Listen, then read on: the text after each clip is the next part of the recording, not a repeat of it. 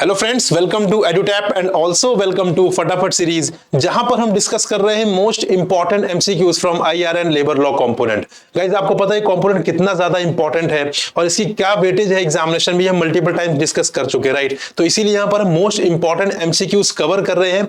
तो ये हमारा 8th सेशन होने वाला गाइस, जैसा कि आप देख सकते हैं this is going to be the part 8। इससे पहले हमने 7 पार्ट्स ऑलरेडी कवर किए हुए हैं, तो आपने अगर उन सेशन को नहीं रेफर किया है फ्रेंड्स, आपको गो थ्रू करना है उन सेशंस को। बहुत ही इंपॉर्टेंट एमसीक्यूज है which have a high probability of being asked in the examination। तो अगर आप सीरियस कैंडिडेट है गाइस, तो आपको डेफिनेटली ये सेशन रेफर करने हैं और लास्ट में जो हम होमवर्क क्वेश्चन आपको प्रोवाइड करते हैं उसका जो आंसर है वो आपको कमेंट बॉक्स में कमेंट करके बताना है, राइट। सो ये आपकी सीरियसनेस दिखाती है guys with respect to this examination, और आप कितने प्रिपेयर्ड होना चाहते हैं, आपकी स्ट्रेटजी किस तरीके से आप बेटर कर सकते हैं। ये सेशन डेफिनेटली आपकी इन सारे ही एरियाज में हेल्प करेंगे, राइट। चलिए प्रोसीड करते हैं guys.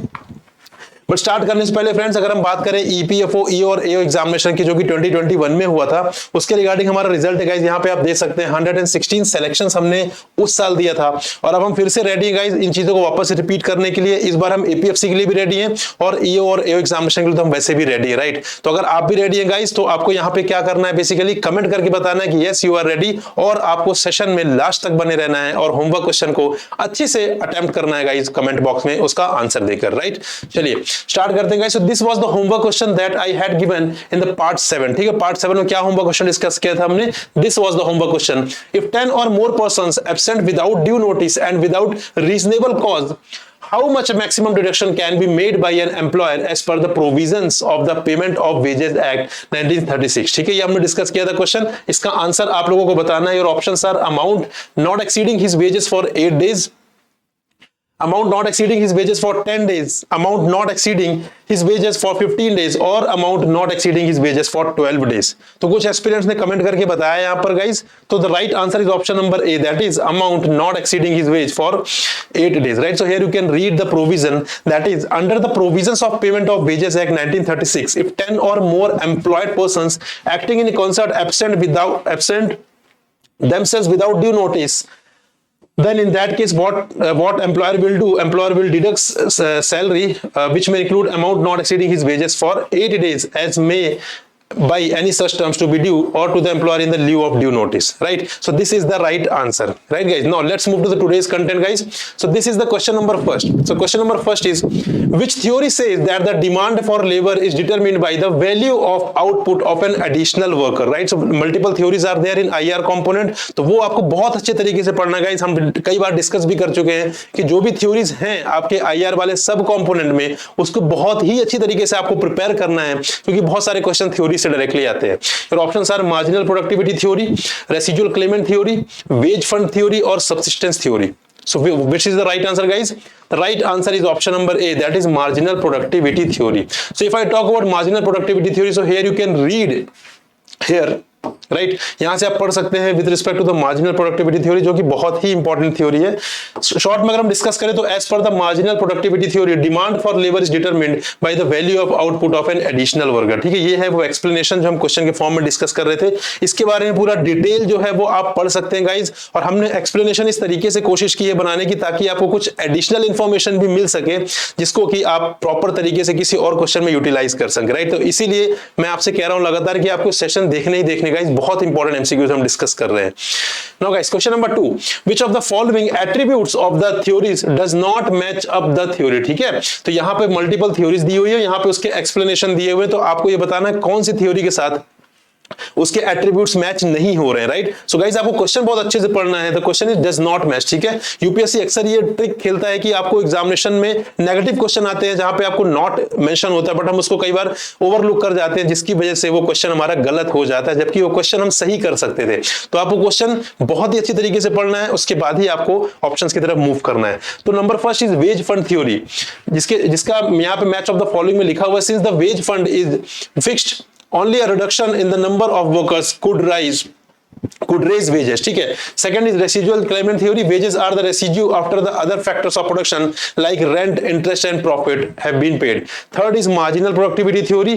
It postulates that in certain situations employers may find it more beneficial to pay wages to their workers higher than their marginal revenue product. And number fourth is demand and supply theory, which is given that due to the trade-off between the hours of work and hours of leisure, the supply curve of labor is not normally upward sloping but is backward bending beyond a particular wage, right? So ये explanation you have to tell कि इसमें से कौन सा correctly match नहीं है. So the right answer is option number C itself, that is marginal productivity theory, जो कि हमने just discuss की थी question number 1 में. So here you can read about all the theories, right? So अगर हम बात करें जो वहां पे गलत attribute दिया हुआ था वो था efficiency wage theory के regarding, right? Marginal productivity theory का क्या मतलब है? The employer works for profit, therefore he would like to pay as low as possible and definitely not more than the marginal productivity of the factor, right? तो यहां पर आप पढ़ सकते हैं और जो भी थ्योरीज है उनके बारे में जिनके एट्रीब्यूट्स यहां पर मेंशन है, right guys.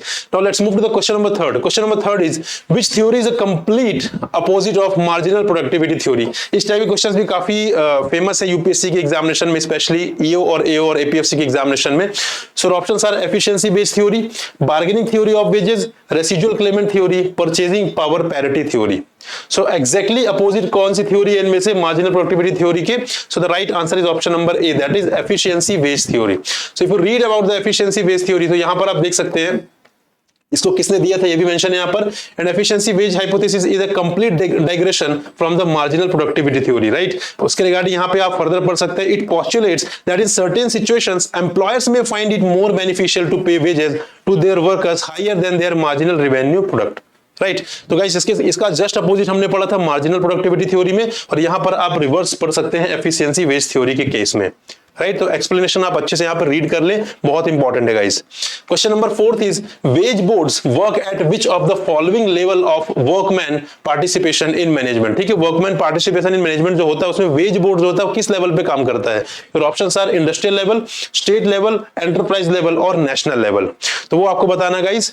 The right answer is option number A, that is industrial level. So here you can see guys, proper अलग अलग लेवल बनाए गए हैं, राइट. किसी भी ऑर्गेनाइजेशन के किसी भी आईआर के केस में अगर हम देखें तो यहाँ पे देखिए यूनिट और एंटरप्राइज लेवल. ठीक है, सबसे पहले इकोनॉमी में क्या होता है? यूनिट और एंटरप्राइज का लेवल होता है, उसके ऊपर उस इंडस्ट्री का लेवल होता है, देन रीजनल लेवल होता है, देन नेशनल लेवल होता है एंड देन इंटरनेशनल लेवल होता है, राइट. तो ये अलग अलग लेवल बनाए गए यहाँ पर जो कि आप देख सकते हैं, और इन हर लेवल पे हम देख सकते हैं कौन कौन सी जो अथॉरिटी है, कौन कौन सी बॉडी जो है वो काम करती है, right. So for example unit और एंटरप्राइज लेवल पे कौन काम करता है? वर्क्स कमिटी करती है.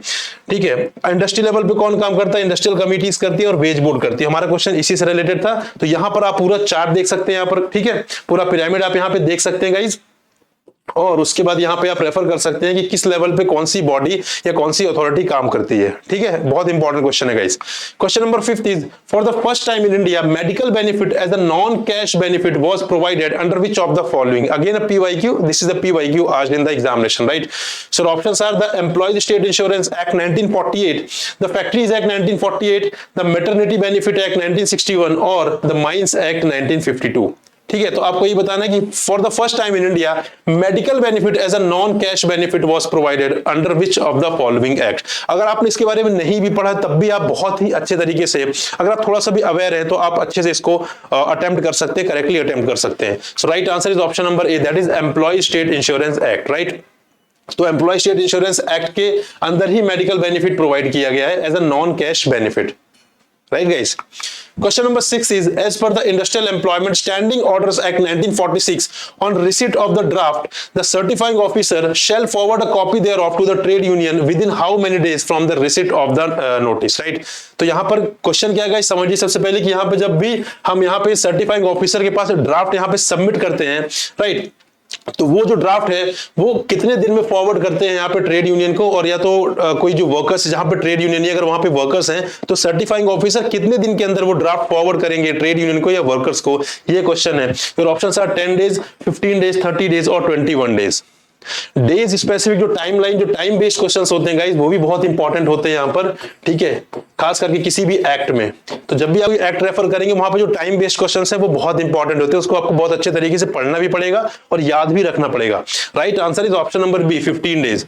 सो here you can see certification of standing order. So on receipt of the draft, ठीक है, जब भी ड्राफ्ट मिल जाएगा सर्टिफाइंग ऑफिसर को, तो the certifying officer shall forward a copy thereof to the trade union if any, अगर trade union है, of the workman, और जहां पर ट्रेड यूनियन नहीं है तो उस केस में वर्कमैन को दिया जाएगा, together with a notice in the prescribed form requiring objections if any which the workman may desire to make to this draft standing orders to be submitted to him within 15 days from the receipt of the notice. Right? I hope you are getting it. Now guys, question number 7. Question number 7 is, as per the Industrial Employment Standing Orders Act 1946, how much subsistence allowance is given for the first 90 days of suspension of workmen by the employer? Guys, एक word को आपको बहुत अच्छे तरीके से पढ़ना है, ठीक है। यहाँ पे अगर आप इसको अदरवाइज लेंगे तो सबसिस्टेंस अलाउंस से बहुत सारे प्रोविजंस, राइट, बट यहाँ पर क्या स्पेसिफिक मेंशन किया हुआ कि फर्स्ट 90 डेज ऑफ सस्पेंशन, ठीक है। इसमें दूसरे प्रोविजन भी, बट यहाँ पे स्पेसिफिकली पूछा गया कि फर्स्ट 90 डेज ऑफ सस्पेंशन में कितना सब्सिस्टेंस अलाउंस मिलेगा यहाँ पे वर्कमैन को by the employer, right. So options are 20% of the wages, 30% of the wages, 50% of the wages और 75% of the wages. So right answer is option number C, that is 50% of the wages, ठीक है। 50% of the wages जो है वो subsistence allowance मिलेगा for the first 90 days.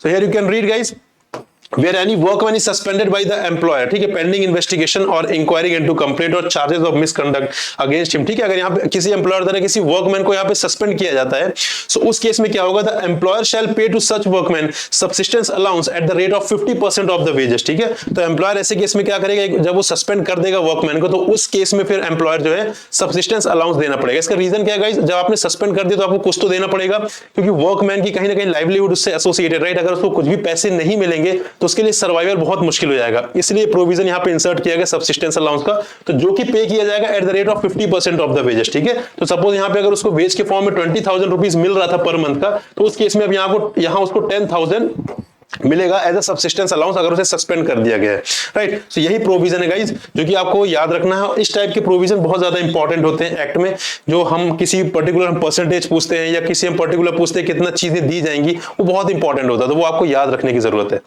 Question number 8, as per the industrial employment standing orders act 1946, if any dispute arises regarding the subsistence allowance payable to a workman और the employer concerned may refer the dispute to which of the following authority, ठीक है। Subsistence allowance के बीच में अगर कोई dispute आ गया, for example अगर यहाँ पे सब्सिस्टेंस अलाउंस 10,000 है, लेकिन यहाँ पे एम्प्लॉयर बोल रहा है कि ये 8,000 है, राइट, बट वर्कमैन बोल रहा है कि ये 10,000, तो इस केस में क्या होगा, डिस्प्यूट आ गया। तो ऐसे केस में जब भी डिस्प्यूट आएगा तो उस केस में जो एप्लीकेशन है, जो डिस्प्यूट है, वो किस अथॉरिटी के पास रेफर किया जाएगा, this is the question. Options are industrial tribunal, labour commissioner, labour court और industrial employment court. Which of the following is correct guys? Right answer is option number C, labour court के पास वो application, वो dispute refer किया जाएगा, right. So here you can see guys, as per the industrial employment standing orders act 1946, if any dispute arises regarding the subsistence allowance payable to a workman, the workman और the employer concerned may refer the dispute to the labour court constituted under the industrial disputes act, ठीक है। तो labour court जो है यहाँ पे constitute नहीं हो रहा है इस एक्ट के अंदर, रादर वो सेम लेबर कोर्ट है जो इंडस्ट्रियल डिस्प्यूट्स एक्ट के अंदर कॉन्स्टिट्यूट हो रहा है, उन्हीं लेबर कोर्ट्स के पास यहाँ पर डिस्प्यूट जो है वो रेफर किया जाएगा, राइट। तो ये प्रोविजन है guys which you can read from here. Question number 9 is, according to the provisions of the Trade Unions Act 1926, what proportion of the total number of the office bearers of every registered trade union shall be persons actually engaged or employed in an industry with which the trade union is connected? Right, थोड़ा सा बड़ा question है but आपको अच्छे से पढ़ना है guys, तभी आपको आंसर करना है। ऑप्शंस आर 1/3, 1/2, 1/4 और 1/6। So the right answer is option number B, that is 1/2, ठीक है। तो यहाँ पे 1/2 जो मेंबर्स है उनको एटलीस्ट बिलोंग करना होगा कहां से, जो कि उस पर्टिकुलर इंडस्ट्री में काम कर रहे होंगे, right. So here you can read the provision, that is proportion of office bearers to be connected with the industry, ठीक है। जो भी ऑफिस बीयरर्स होंगे ट्रेड यूनियन को, उनको उस इंडस्ट्री से एसोसिएटेड रहना पड़ेगा, और उसकी जो लिमिट है वो कितनी, एटलीस्ट उनको 1/2 of the office bearers should be connected with that particular industry, ठीक है। So this is the question number 9। Question number 10 guys, this is the homework question, you know the rules. आपको ये question question पढ़ना है और आपको इसका जो आंसर है वो कमेंट बॉक्स में कमेंट करके बताना है। गाइस आपको कमेंट करना है, इससे क्या होगा, आपको सीरियसनेस दिखेगी, राइट। अगर आपने नहीं पढ़ा तो ये प्रोविजन आप जाके पढ़ेंगे, उसके बाद आप कमेंट करेंगे, तो ये आपकी सीरियसनेस दिखाती है with respect to the examination. ठीक है guys. Question is according to the provisions of the trade unions act 1926 any registered trade union may change its name with the consent of not less than what proportion of the total number of its members। ठीक है, अगर किसी trade union को उसका name change करना है तो कितने लोगों की, जो भी उसके ट्रेड यूनियन के जो मेंबर्स हैं, कितने परसेंटेज ऑफ मेंबर्स की कंसेंट यहाँ पे चाहिए होगी for the changing of the name of that trade union, right. So options are 1/3, 2/3, 1/2 और 1/4। What is the right answer, that you have to tell in the comment box. ठीक है, इसका right answer क्या है वो हम नेक्स्ट सेशन में discuss करेंगे। ठीक है guys, so this is all for this session guys. और जो लोग सीरियसली प्रिपेयर करना चाहते हैं, जो सोच रहे हैं सेल्फ प्रिपरेशन करना थोड़ा मुश्किल हो रहा है ड्यू टू टाइम मैनेजमेंट और जो भी इशू हो, तो गाइस हमने उनके लिए अलग अलग कोर्सेज यहाँ पे लॉन्च किए हैं। You can see here 3 courses have been launched. Number first is master pack, number second is test series plus and number third is test series. ठीक है, इनके क्या फीचर्स हैं, क्या प्राइस है, कैसे अवेलेबल है, कितना डिस्काउंट अवेलेबल है, आप सब कुछ देख सकते हैं। कहां से, the link given in the description box below. ठीक है, वहां से आप सब कुछ रेफर कर सकते हैं। तो this is all for this session guys, will meet in another session. I hope आपको मजा आ रहा है इन सेशंस में। और गाइस आपको पार्टिसिपेट करना है, क्योंकि ये आप ही के बेनिफिट के लिए है। अगर आप इसमें पार्टिसिपेट कर रहे हैं, इसका मतलब आप कहीं ना कहीं पढ़ाई सीरियसली कर रहे हैं। ठीक है guys, thank you very much, will meet in another session. Till then, good bye and happy learning friends.